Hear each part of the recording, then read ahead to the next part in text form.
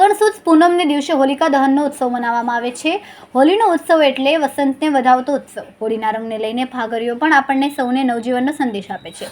હોલિકાએ પ્રહલાદ જેવા પ્રભુ ભક્તને બારવાનો પ્રયત્ન કર્યો। હોલિકાનું પૂજન હજારો વર્ષોથી આપણે પૂજન પાછળ એક બીજી વાતનું સ્મરણ રહેલું છે કે જે દિવસે હોલિકા પ્રહલાદને લઈને અગ્નિમાં બેસવાની હતી તે દિવસે નગરના બધા લોકોએ મળીને ઘર ઘરમાં અગ્નિ પ્રગટાવીને પ્રહલાદને નહીં બાળવા અગ્નિદેવને પ્રાર્થના કરી હતી। તેથી આપણે પણ અગ્નિદેવને પ્રદક્ષિણા કરીને પ્રાર્થના કરીએ છીએ કે આપણા દુષ્કર્મનો બાળજે પણ સત્કર્મોનું રક્ષા કરજે। આ પ્રાર્થનાથી હોલિકા જેવી દુરસ્ત સળગી ગઈ હતી પણ પ્રહલાદ બચીને નર શ્રેષ્ઠ બન્યો। પ્રહલાદને બચાવવાની પ્રાર્થના રૂપે ચાલુ થયેલી ઘર ઘરની પૂજાએ કાળક્રમે સામુદાયિક પૂજાનું સ્વરૂપ લીધું હતું। અસત્યના ખરાબ વૃત્તિના નાશ માટે તેમજ સદત્યના રક્ષણ માટે લોકોના હૃદયમાં શુભાવવાનું એક પ્રતીક છે।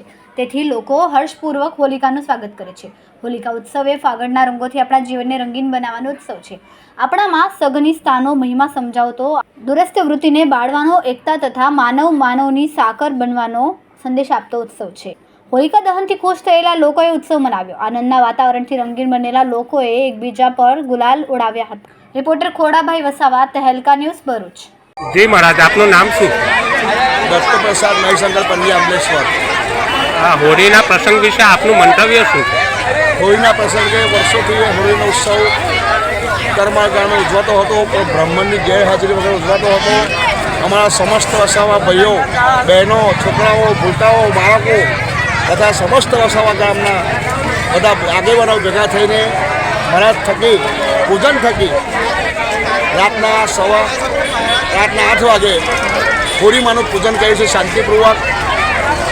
ભગવાન એમને પરમાત્મા અમારા વસાવા આદિવાસી સમાજને શાંતિ અર્પે, સુખ, આયુષ્ય, આરોગ્યની પ્રાપ્તિ થાય એવી હું દત્તપ્રસાદ મહીશંકર પંડ્યા, મુકામ પોસ્ટ અમલેશ્વર, હું એમની અપેક્ષા સાથે વિનંતી છું।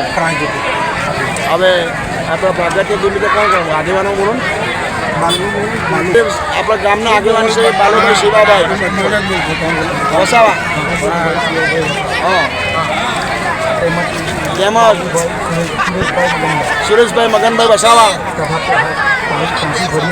પહેલાં પાણી ટાંકી બંને સમસ્ત ફરિયાના આજુબાજુના બધા ભેગા થઈને અંબાલાલ ચનીભાઈ વસાવા, ગંભીરભાઈ નરસિંહભાઈ વસાવા, હા, બધા ભેગા મળીને આ હોલિકાનો ઉત્સવ આપણે ઉજવ્યો છે। સમસ્ત ગ્રામજનો બધા ભેગા થઈ સમસ્ત વસાવા પરિવાર સંપૂર્ણ ભેદભાવ રાખ્યા સિવાય કોઈ પણ આપણે એક જ જગ્યાએ એકત્રિત થઈને પૂજન કરીને વિધિ સહિત શાસ્ત્રોક્ત સહિત હોલિકામાની પૂજન કર્યું છે।